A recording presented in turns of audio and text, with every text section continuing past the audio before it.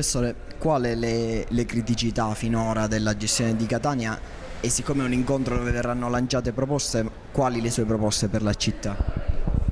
Catania deve innanzitutto trovare una identità e trovare anche il simbolo di questa identità.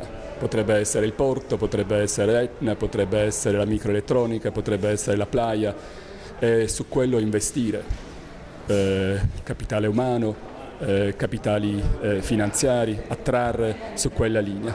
La mia impressione è che in questo momento c'è grande confusione su quello che deve essere lo sviluppo della città e del suo territorio nei prossimi decenni.